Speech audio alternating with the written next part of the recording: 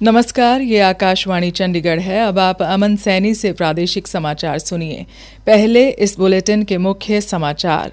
राष्ट्रपति द्रौपदी मुर्मू ने दिव्यांगजनों के साथ सम्मान और गरिमापूर्ण व्यवहार किए जाने पर बल दिया।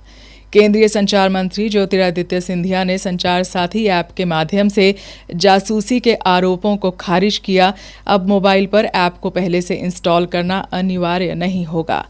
सूचना और प्रसारण मंत्री अश्विनी वैष्णव ने कहा, फेक न्यूज लोकतंत्र के लिए खतरा है। मुख्यमंत्री नायब सिंह सैनी ने लाडो लक्ष्मी योजना की दूसरी किस्त जारी की और शिक्षा मंत्री महिपाल ढांडा ने कहा, स्थानांतरण नीति को लेकर सूचीपत्र जल्द जारी किया जाएगा। अब समाचार विस्तार से। राष्ट्रपति द्रौपदी मुर्मू ने कहा है कि किसी समाज को सही मायने में तभी विकसित कहा जा सकता है जब दिव्यांगजनों के साथ समान व्यवहार किया जाए। उन्होंने कहा कि उनके साथ दया नहीं बल्कि सम्मान और गरिमा का व्यवहार किया जाना चाहिए। राष्ट्रपति आज नई दिल्ली में दिव्यांगजन सशक्तिकरण के लिए राष्ट्रीय पुरस्कार समारोह को संबोधित कर रही थीं। उन्होंने दिव्यांगजनों के सशक्तिकरण में अनुकरणीय प्रयासों के लिए व्यक्तियों और संस्थाओं को राष्ट्रीय पुरस्कार प्रदान किए। इस अवसर पर राष्ट्रपति ने कहा कि 2024 के पैरालंपिक खेलों में देश ने 29 पदक जीते, जो भारतीय पैरा एथलीटों द्वारा स्थापित प्रगति के मानक को दर्शाता है। इसी समाज को सही अर्थों में विकसित विकसित माना जा सकता है, जिसमें दिव्यांगजन की बराबर की भागीदारी हो। दिव्यांगजन संवेदनशीलता और करुणा के पात्र नहीं है, ये बराबरी के हिस्सेदार है। केंद्रीय संचार मंत्री ज्योतिरादित्य सिंधिया ने आज विपक्ष के संचार साथी ऐप के माध्यम से जासूसी के आरोपों को खारिज करते हुए कहा कि इस ऐप के साथ जासूसी न तो मुमकिन है और न ही होगी। आज लोकसभा में एक सवाल का जवाब देते हुए श्री सिंधिया ने साफ किया कि उपयोगकर्ता अपनी सुविधा के हिसाब से पंजीकरण करके ऐप को एक्टिवेट कर सकते हैं और इसके फायदे उठा सकते हैं और वे इसे कभी भी अपने डिवाइस से डीएक्टिवेट या डिलीट कर सकते हैं। उन्होंने कहा कि नरेंद्र मोदी सरकार ने नागरिकों को धोखाधड़ी वाली गतिविधियों से बचाने के लिए यह सुविधा दी है। मंत्री ने कहा कि 2023 में संचार साथी पोर्टल के बाद 2025 में लोगों को साइबर धोखाधड़ी से बचाने के इरादे से जारी की गई इस ऐप को 1.5 करोड़ लोगों ने डाउनलोड किया है और संचार साथी पोर्टल पर 20 करोड़ हिट्स रिकॉर्ड किए गए हैं। श्री सिंधिया ने बताया कि इस पोर्टल और ऐप के आधार पर 1.5 करोड़ धोखाधड़ी वाले मोबाइल फोन कनेक्शन काट दिए गए हैं, जबकि 26 लाख चोरी हुए मोबाइल हैंडसेट का पता लगाया गया, जिनमें से 7 लाख उनके मालिकों को वापस कर दिए गए हैं। इस बीच संचार साथी ऐप की बढ़ती लोकप्रियता को देखते हुए सरकार ने मोबाइल बनाने वालों के लिए इस ऐप को पहले से इंस्टॉल करना जरूरी न करने का फैसला किया है। सरकार ने यह भी साफ किया कि लोग जब चाहें ऐप हटा सकते हैं। संचार मंत्रालय ने एक बयान में कहा कि इस ऐप के इस्तेमाल में 10 गुना बढ़ोतरी है। यह ऐप सुरक्षित है और इसका मकसद सिर्फ लोगों को साइबर धोखाधड़ी से बचाना है। सूचना और प्रसारण मंत्री अश्विनी वैष्णव ने कहा कि फेक न्यूज लोकतंत्र के लिए खतरा है। आज लोकसभा में प्रश्नकाल के दौरान पूरक प्रश्नों का उत्तर देते हुए श्री वैष्णव ने कहा कि एआई जनित डीप फेक की पहचान करने और उनके खिलाफ कार्रवाई करने के लिए एक नया मसौदा नियम प्रकाशित किया गया है। उन्होंने कहा कि फेक न्यूज पर कार्रवाई करने की आवश्यकता है। हमें सोशल मीडिया पर, फेक न्यूज पर, एआई जनरेटेड डीप फेक पर स्ट्रिक्ट एक्शन लेने की जरूरत है। जिस तरह से सोशल मीडिया प्लेटफॉर्म्स का उपयोग करके एक तरीके से कई ऐसे इकोसिस्टम बन गए जो कि भारत के संविधान को फॉलो नहीं करना चाहते, बहुत तरह से इस पार्लियामेंट द्वारा बनाए हुए कानून को भी पालन नहीं करना चाहते, उसमें स्ट्रिक्ट एक्शन लेने की और कड़े नियम बनाने की सख्त जरूरत है। श्री वैष्णव ने कहा कि सरकार और भारतीय प्रेस परिषद दोनों ही किसी भी टीवी चैनल या समाचार पत्र के खिलाफ आने वाली शिकायतों पर सक्रिय रूप से विचार कर रहे हैं। प्रादेशिक समाचार आकाशवाणी चंडीगढ़ से प्रसारित किए जा रहे हैं। हमारे बुलेटिनों और ताज़ा समाचारों के लिए आप हमारी वेबसाइट newsonair.gov.in पर लॉगिन कर सकते हैं। यह समाचार हमारे यूट्यूब चैनल और x handle Akashvani news Chandigarh पर भी उपलब्ध हैं। हरियाणा में मुख्यमंत्री नायब सिंह सैनी ने आज महिलाओं के लिए शुरू की गई लाडो लक्ष्मी योजना की दूसरी किश्त जारी की। मुख्यमंत्री ने डिजिटल माध्यम से प्रत्येक पात्र महिला के खाते में 2100 रुपये हस्तांतरित किए। लक्ष्मी लाडो योजना की पहली किस्त 1 नवंबर को जारी की गई थी।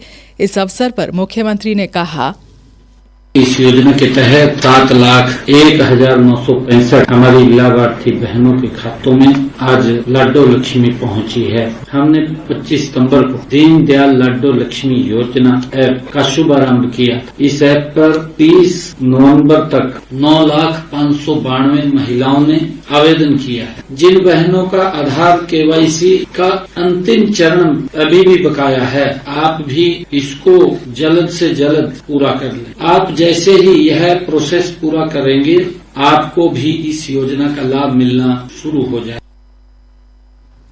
मुख्यमंत्री ने कहा कि योजना की प्रक्रिया पूरी तरह ऑनलाइन और पारदर्शी है। उन्होंने सभी लाभार्थी महिलाओं से कहा कि हर 3 महीने में यह राशि नियमित रूप से जारी की जाएगी।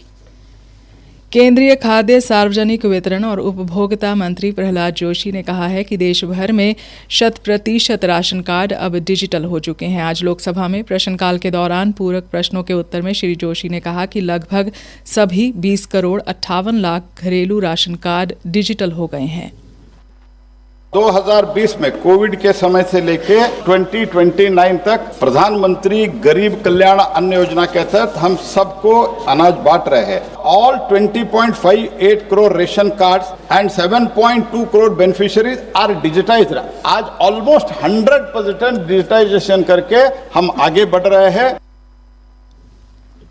हरियाणा के शिक्षा मंत्री महिपाल ढांडा ने आज पंचकूला के शिक्षा सदन में माध्यमिक शिक्षा विभाग के अधिकारियों की बैठक ली। बैठक के बाद पत्रकारों से बातचीत करते हुए शिक्षा मंत्री महिपाल ढांडा ने कहा कि बैठक में मुख्यतः स्थानांतरण नीति को लेकर निर्णय लिया गया। इसके अलावा डिजिटल स्मार्ट रूम, बकाया चिकित्सा बिल, जर्जर स्कूलों को फंड जारी करने सहित कई छोटे बड़े मुद्दों पर भी चर्चा हुई है। विषयों पे आज हमने लगभग 18 से भी ज्यादा विषयों पे आज हमने चर्चा की। एक चीज का रिव्यू करना, फिर कुछ संस्थाओं के लोग भी, उनकी भी कुछ प्रॉब्लम्स थी। मोटा मोटे जो ट्रांसफर होती है और उस पर हम लोग अगले 1-2 दिन में शेड्यूल जारी कर देंगे। और मैंने पहले भी कहा कि जिस शेड्यूल के अंतर्गत जो लोग आते जाएंगे उनके हम ट्रांसफर करते जाएंगे और 1 अप्रैल को सभी अपने नए स्टेशन को ज्वाइन करें। जिसकी ट्रांसफर पहले भी होगी उसको भी 1 तारीख को ज्वाइन करें। फतेहाबाद के निजी स्कूल में एक बच्ची के साथ दुर्व्यवहार पर उन्होंने कहा कि इसकी जांच रिपोर्ट मंगवाई जाएगी। यह अशोभनीय है। अधिकारियों को ऐसे लोगों पर सख्त से सख्त कार्रवाई करने के निर्देश दिए गए हैं। अर्थ एवं सांख्यिकी कार्य विभाग द्वारा आज पलवल में 1 दिवसीय प्रशिक्षण कार्यक्रम का आयोजन किया गया। कार्यक्रम की अध्यक्षता उप निदेशक राजेंद्र सिंह भाटिया तथा जिला सांख्यिकी अधिकारी संजय गुप्ता द्वारा की गई। श्री राजेंद्र सिंह भाटिया ने बताया, ये कार्यशाला अपने विभाग स्टैटिस्टिक्स के बारे में दी जा रही है, जो हमारा डिपार्टमेंट कलेक्ट करके गवर्नमेंट ऑफ इंडिया को भेजता है, तो उससे GDP, consumer price index number निकलता है। यहाँ पे हमने जो सभी डिफरेंट डिपार्टमेंट से स्टैटिस्टिक्स को डील करते हैं उनको बताया कि ये डाटा ग्रास रूट लेवल से ठीक टाइम पे और ठीक से प्रोवाइड करेंगे, तभी हमारे राज्य प्रगति कर सकता है। हमने इन्हें गवर्नमेंट ऑफ इंडिया की नई स्कीम्स के बारे में भी बताया। जैसे अभी government of India periodic labour survey central level पे करती है, अब हम उसको स्टेट लेवल पे भी 26-27 से शुरू करने जा रहे हैं। उन्होंने कहा कि कोई भी देश या राज्य बिना सटीक आंकड़ों के तरक्की नहीं कर सकता।